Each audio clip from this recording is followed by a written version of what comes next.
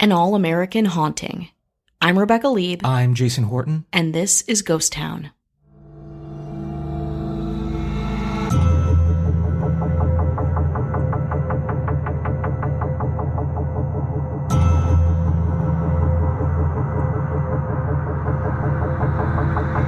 In 1972, the West Point Military Academy was under siege, not by an opposing army, but by ghosts. Capital G ghosts. Are you in? I'm in. Are you with us? Mm-hmm. 1972 was a high-profile year for paranormal experiences at West Point. What is West Point? It's a military academy located in upstate New York, about an hour outside of New York City. It's very prestigious. I think it kind of feels to me like it's on par with Ivy League schools in terms of its reputation and work ethic and culture around it, I guess you could And say. it goes back. Definitely the Civil War. I think maybe even the Revolutionary War, because that part of the Hudson Valley, which is where I grew up, Beautiful. has a long history with the Revolutionary War. George Washington's last encampment is near there, and I worked at West Point at the Hotel Thayer, which is a very famous national landmark and hotel. I was a bellboy, Oh, yeah. aka a porter, and everyone still said bellboy. Did you wear something fancy? It wasn't too fancy. It wasn't like what you'd imagine. Did you have a hat?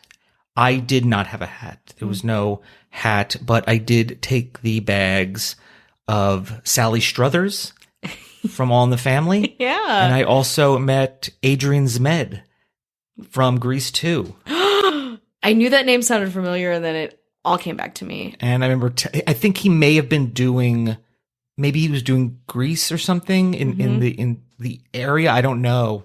But I remember telling him that I was like, I've seen Grease 2 more times than any other movie. And Absolutely. I was like, I like it better than Grease 1. He was like, he laughed and he was like, so do I. Amazing. It's and true. he was super cool. Grease 2 is amazing. I was going to do a solo show about Grease 2. I'm glad that didn't happen, but it shows you my love for it. And Grease 2 has its own haunts. But West Point in 1972, and I think what makes this really unique is that it is a no-nonsense military academy. It isn't just a wacky bed and breakfast. But we've discussed this many times, the military and paranormal, new age, they were no stranger to that. Yeah. Whether it was remote viewing or using psychics or whatever the Absolutely. case may be.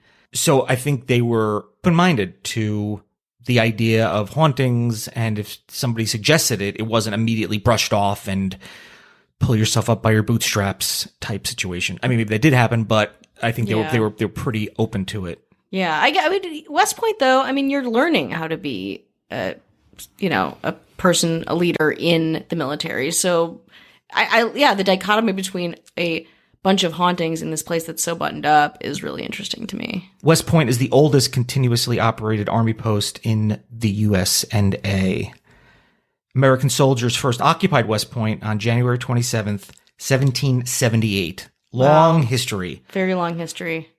And if you are somebody who is into the paranormal and the haunted, going back that far, that's where you're going to get that's where the ghosts come from. That's rich. You That's need rich. Until time. that soil, yeah. The location was used for training cadets in engineering starting in 1794, but officially became the U.S. Military Academy at West Point in 1802. Just a little West Point history, a little me working as a bellboy history. Get your background. Get your context. So let's start with room 4714. October 1972, 2 a.m. At the North Barracks, 47th Division, 2 male cadets were asleep when a ghost soldier manifested in front of the younger cadet. The soldier stared with menacing eyes made of light that stirred the cadet to consciousness. Upon waking, the cadet screamed, and the soldier immediately vanished. I'd scream too. The ghost was described as middle-aged, single, Okay. He had an antique uniform, old-timey uniform from the 1830s, musket, handlebar mustache. Wow. Classic. The ghost got the nickname The Pusher because he sold CBD gummies. At the bar next door. Very happening. Check Yelp. He was called The Pusher because of his ice-cold presence, and he forced other victims to lay immobile until the pressure of his hazy, glowing physique disappeared. Oh, I hate that. I hate when my most terrifying ghost encounter is when somebody paralyzes me, or when they lay on top of you in like lengthwise, like very close to you. Those are, ugh. It sounds like it could be a little sleep paralysis, a little, I mean, and I think at the time, things like ghosts, whether represented in movies or books or TV shows, were pretty prevalent. As soon as I hear the 1970s, 1972, I'm like, oh yeah. Mm-hmm. I don't know if they had a proclivity, I'm using that word again, to feel like things were haunted. It obviously had a history, and I don't know how much that played into it, but pretty convincing, according to them. Ugh. This is from former Superintendent Lieutenant General William A. Knowlton. He invited married clairvoyants, guess who? The ones from Connecticut. What's their names? Ed and Lorraine. God. Warren. This is just like, I did this with Nick Cage one time, remember, where I was like, oh, I just had a stroke.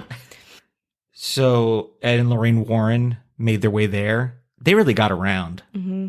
I'm just watching the new trailers for The Conjuring 3, and everything's kind of based on them. And I did it, I think like a lot of people, you do your little deep dives on the legitimacy of them, and I just choose to appreciate the contribution to whatever it is, and not try to be a stick in the mud about it. Not try to be this be a cynic that I am. Skeptic, yes, but I don't want to also be a cynic. No, I mean, I think what you can say about them is that they had a very long career together. Like you said, they were everywhere. I'm embarrassed that I forgot their names because I just worked on a show that heavily involved their kind of ghost hunting MO, but they really tried to make it as scientific as you can, being private ghost hunters, I think.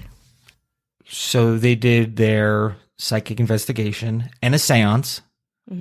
Lorraine revealed that there were those living in another dimension as she walked around and toured the rooms of quarters 100. So there were otherworldly spirits, ghosts, apparitions from another dimension. I guess I don't know how that works, but it's another dimension. It sounds very cool. The Superintendent, General William A. Knowlton, Lieutenant General, sorry, I don't want to miscategorize his rank. No, we're getting an angry comment from his grandson. He detailed his account of their account, and he said that their psychic impressions that she picked up during the investigation included descriptions of spirits and energy present in each room. He wrote them down in a memorandum to the librarian requesting them to search West Point archives to find evidence that supported her claims. Okay. So, doing a little work, doing a little due diligence, as they say. I'm down with that. And then she described a woman who could be the ghost named Molly, an Irish cook who served Sylvanus Thayer from Hotel Thayer, where I worked. That's right. And I've spent a lot of time in that hotel, and thinking back on it, it definitely probably had its haunts. I mean, a lot of people stayed in those rooms, a lot of famous presidents, famous people. I'm sure people had to have died. But a cook named Mary, too. Molly. Typhoid Molly. Never mind. I take it all back. Oof. The only thing that I saw that was really weird there is that they wanted me to break up a wedding party fist fight that happened there. I mean, there was like blood everywhere, and I'm like, what? No. I was like, me? I was like, I'm not breaking up. It's not your job. You're like, I get paid minimum wage to like get my face pounded in. Yeah. No thanks. But Molly was known to rumple bed linens and knock wine bottles to the floor in the kitchen. I do that too, and I'm alive. She's not old. She's very domineering, athletically inclined, and really not quite a lady. I get a feeling of no man. If she had a husband, he was dominated while at home. That's what Lorraine Warren said. It's like, let's find out a little less about this woman and more about her romantic life and her husband at home, if there is one, because God forbid there would be one and he would be, assertive in any way. It was a different time. And the next haunting is probably the most terrifying. It is a break. Hi, hello, how are you? Hello. Checking in, How's it going? making sure you're okay or doing the best you can. Mm-hmm. How you feeling? You feeling good? You getting out there? Have you been to a restaurant? How does it feel? Have you been around more than a couple of people? How does that feel? Have you been to a Coachella? Any Coachella? Just Coachella. Diet Coachella. Have Tell you been us to one? How you feel? Have you seen a Daft Punk at a Coachella? I didn't say Imagine Dragons because we've been too rough on them. Really, that's important. They're going to get really hurt when they listen. Want to say hello to everyone. Thanks to everyone for listening, and thank you to all of our patrons, and thank you to our government. We want to say hello to our mayors. We have a little Ashley Matson. Hello. Little Joshua Lambert. Hello. A little Ben Forsyth. Hi. Esquire. Oh. MD. That's new. And our newest is pretty seasoned at this point. Well, they've learned the ropes. Now they just got to use them. Dara Rosenzweig, or Dara Rosenzweig. Not MD, dropped out of medical school. Wow, that's good. That's good. Either way, I feel like one of us should say it one way and one of us should say it. I think she deserves both ways pronunciation, and she can choose which one she listens to. Oh, wow. How about that? A little bit of a... You like that problem solving? I like the competition aspect of this podcast. And our governor, Avian Noble. Avian. If you want to hear bonus episodes, early access with no ads or chit-chat, it's patreon.com/ghosttownpod. And this is what really ties the week together. Mm-hmm. Maybe it ties the month together, but it definitely ties the week together. Apple Podcast reviews. I mean, I wake up every time we're supposed to record the morning of, just waiting to hear what the public has said. You're going to wish you stayed asleep for these. But thank you to anyone who has left a review anywhere. And if you haven't, please do. Please, yeah. This one's kind of a little bit heartbreaking, actually. I wanted to like it. 1 star from J. Ryan V. The only thing that they wrote, I tried. That's very that's like a suicide note. I mean, it's the most earnest. I was like, wow. I was like, it seemed like it was hard for this person to do. However, I'll say this. I've listened to a lot of podcasts. We all have. Mm-hmm. There probably hasn't been any that I would necessarily give 1 star. Mm-hmm. It would have to be pretty egregious. Yeah. Like, either the sound would be, it would have to be inaudible or have some extremely horrible takes to get 1 star. You'd at least get probably 2 or 3 from me. Oh, baseline, good. at least 2 or 3, because you're doing the thing. I need to leave more reviews. I'm impressed that this person said so little and still took the time to leave a review. Thank you. Yeah, no, thank you. I mean, I believe it. I don't think it was It's like they spiteful. fainted after 2 words. Topics you've never heard of. 5 stars from Cranberry Juice. I love Cranberry Juice. And you. They do a great variety of weirdness, and they make a lot of content. The hosts are funny and likable. They make the middle break feel like catching up with friends. This is one of my favorite podcasts. It makes my Wednesdays and Fridays better. I mean, I could have stopped them at likable, but I loved your review. Can I review your review and say that I give your review 5 stars? Just put I tried. Hold on. Not done yet. Interesting topics, but a little too precious. 2 stars. You're going to find out. This is from Hofdug. You're talking about interesting topics that, by their nature, are off-putting and may elicit an internal response in the person listening. Fair. Very Yeah, fair. absolutely. Absolutely correct. For sure.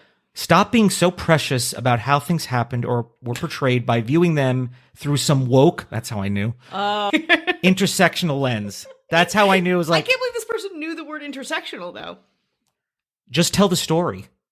Snowflake. No, I don't know. I'm added that in there. But that's so funny. It's like you're covering these sensitive topics where many people have died, and it's about history and family and like a lot of things that people hold very dear. How about you treat it like dog shit? I'm writing this while listening to the Cramps concert at Napa, followed by the Rothschild story. There are more distancing statements, disclaimers, and apologies about the subject than there is content about the subject. That is Jason. That is me, and that is very fair. That is objectionably fair. Mm-hmm. If your audience needs to be coddled so much with this treatment, then they're likely too afraid to be listening anyway. Embrace your subject matter and realize the reasonable people don't think that you, the host, have a personal disdain for people with mental illness or have a particular love of ultra-wealthy anti-Semitic weirdos and embrace their beliefs. I will say this. Is what you're saying wrong for you? No. And I wish everyone had the ability to know how we felt about the variety of subjects we talk about at any given time. Mm-hmm. That would be great. But what this person doesn't realize is we've done probably almost 300 episodes hitting different points. Mm-hmm. And we do get messages and we do get feedback that contradicts what you're saying. I would like to believe that people know that we're not hateful people that are looking to, put bad out into the world. Yeah. But I think it's important to also be mindful and respectful, especially we're not talking about like current topics all the time. It's like, here's what happened in 2021. Mm-hmm. Here, when you're talking about things going back hundreds of years, thousands of years, and decades ago, things change. The way you discuss them, the way it's through a modern lens and all that. And it's easy for this person to say that, hey, just, they'll know what you know. Relax, we're on the same page. Yeah, but that's you. Yeah. I could be reading manifestos here all day and people be like, I love it. Yeah. Keep doing it. Yum. Yeah. So it's trying to, this person is like. Is this person from the Bellwether? I don't know, maybe. I think people don't realize that there's other people out there that have different points of view, and we have gotten messaged and such that, again, contradicts what you're saying. Mm-hmm. Don't know what to tell you. We don't do it on purpose. I'm not looking to make a million disclaimers and such, but if people find a offense or an issue, maybe they're reaching. I don't know, but we do our best to be fair, deliver this stuff, and we don't think that somebody's like, oh, I hope they don't like the idea that a crime has happened. Yeah. But it's talking about things and using terms and just kind of prepare people. And then what is our point of view with it? Like what's the weight behind it, what we're saying? Like, oh, you love that? You think that's good? Or it's delicate and it's hard, and anyone who's putting things out there probably, at least thinks about it, or at least I hope thinks about it. And I wish that we didn't need to do that, but I also don't mind doing it, I guess. You'd rather cover your bases than be misunderstood. I think, like you're right. I would like people to understand that we do this in good faith and we're trying our best to serve each subject matter with justice and in a thorough way that is researched and insightful. But like sometimes you just have to be like, look, here's where I stand. We're the ones delivering this. It is in a conversational tone. So just covering our bases. And let's give you 4 more disclaimers. Yeah, well, I don't know what to, I don't know what to, what else to do except that we're just doing it, and it's on a case-by-case basis. And that one, it's not something we've discussed a lot, and I didn't want to not do it. So you got some disclaimers. Oh, well. But thank you for the review. Yeah, that's great. I tried 1 star. You know who tried and gave 5 stars to a 5-star general? Uh-oh. In the way of haunting? How's that for a segue? That's seamless. Let's go back to West Point, New York, the Highland Falls area, I always get Highland Mills and Highland Falls mixed up. No one else would care but me. That's just in the area that I grew up in. It's Highland Falls, which is the town. And West Point is, I don't know how it is the province in there. Okay. It's a very small town. We got to the bottom of that controversy. Yes. So we're going to go back there, walk directly into quarters 107B. A professor once lived there with his wife, but it does not end well. The couple was struck with tragedy. She became ill in the 1920s, and to help ease her pain, keep the house in order, her mother came to live with them. And how the story goes is that the professor and the mother got together, which the wife was like, hey, this is not helping. I don't know why you thought it would be helping. And don't ever trust a professor. They say that her death was maybe accelerated due to a broken heart and a lack of a will to live. Ugh. She made a dying wish that she doesn't marry her mother. That's reasonable. Reasonable wish. Kind of sounds like a battle axe, actually. Now I can't marry your mother? Rude. Prude. But I'm sure he was like, And then she died, and then, real quick, married her mother. Gross. What do you think her ghost did? Haunted him. Turn the other ghost cheek. Nope, Wow. not at all. And she haunted that room, that the intense emotional distress from some mediums claim that it keeps her soul gripped to the world and cannot find peace because of the betrayal of her husband. And that led to a lot of paranormal activity in those quarters over the years. Items thrown, turned upside down. A clock that was frozen for years abruptly chimed and was brought back to life. And a former tenant said they heard horrendous sounds in the night, like someone riding a big wheel across the wooden floor overhead, which is, that's like kind of Shining vibes, right? Yeah. The haunting was so frequent that they had to seal off the door to the ghost bedroom because people were so terrified. But it was reopened in the 1950s. The ghost received her name from the 8-year-old daughter of a class of 1960 graduate. They lived there between 1971 and 1975. That's prime ghost time. Yeah. And the little girl and the younger sister lived in the haunted room, of course. The girl woke her parents up in the middle of the night multiple times. They heard her having a conversation with this ghost. But after getting out of bed to check on her, they discovered she was not speaking with anyone they could see. Wow. The little girl was saying, professors are filthy. Don't trust your mom. Yeah.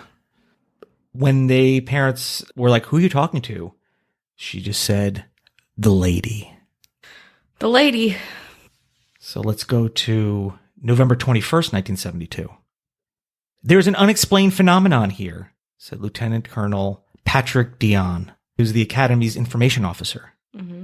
He was described as a non-believer, but eventually he gave in.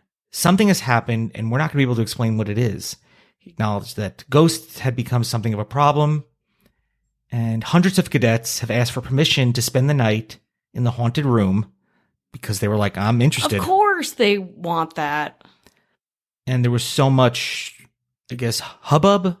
Is that too risque to say? Is that too Yeah, you're actually edgy? you're going to get called out. Okay. That's not very intersectional. So nobody was getting any studying done. It was very distracting. So the latest apparition that happened then, after a lecture to West Point upperclassmen on haunted houses by Ed and Lorraine. Warren. Thank you. Oh, I should have said something else. Yeah. But I was just so happy that I got that. My brain fried.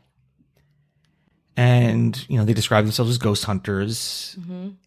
But while plebes, or first-year men, were barred from the lecture, it was the plebes who first saw the apparition. Oh. You need those plebes.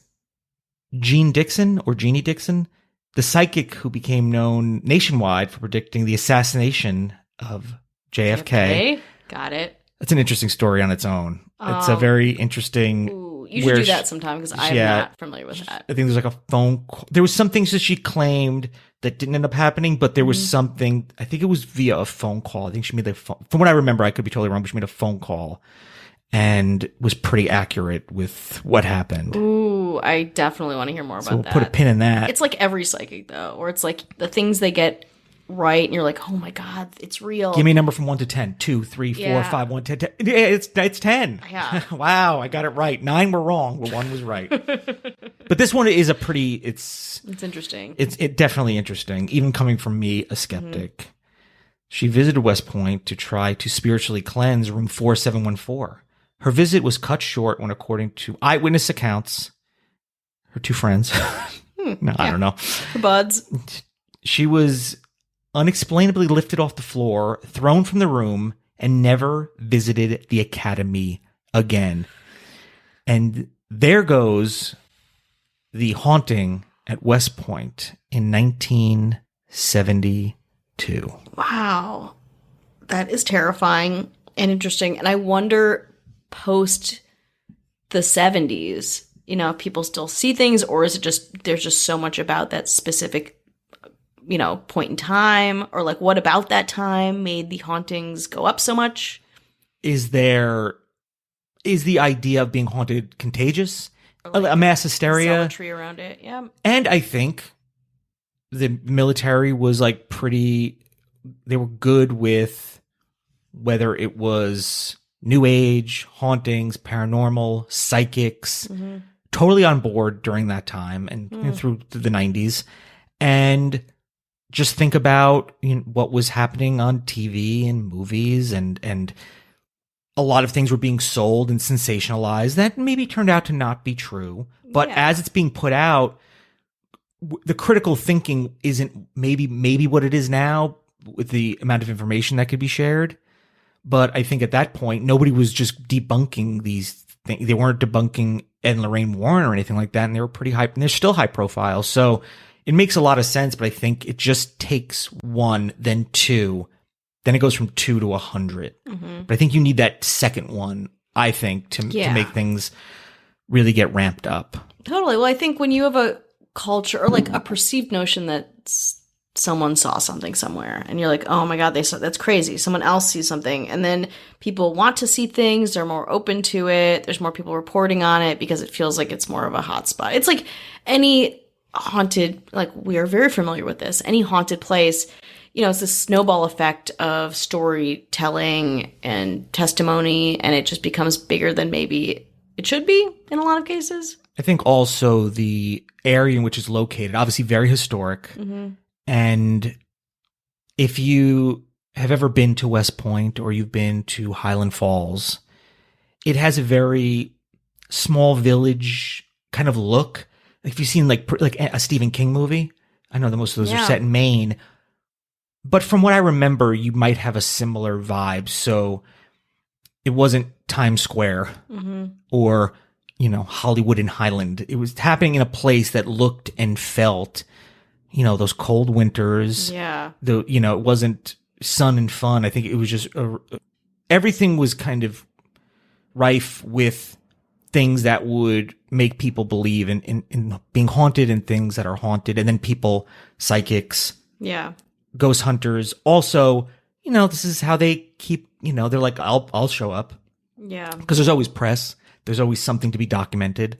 And the people that are calling them are like, I don't believe this, but prove me wrong. They're like, we think there's something's up here. And we have an inclination to also believe it and believe whatever you say. Yeah. You got Amityville Horror, not too long. That's true. DeFeo's, I think that was around the same, was the DeFeo murders around the same year? Close.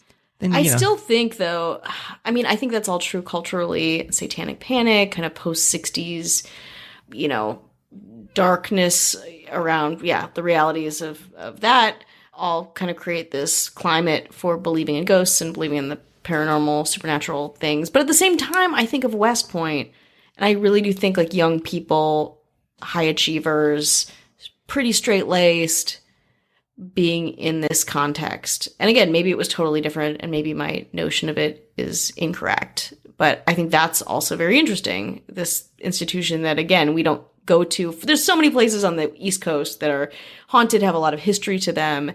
To explore that in this high intensity military academy is very interesting. Do you think it's possible that Agent Zemed was just a ghost when I saw him, that I just wanted it to be him so bad? And he rode off on his motorcycle.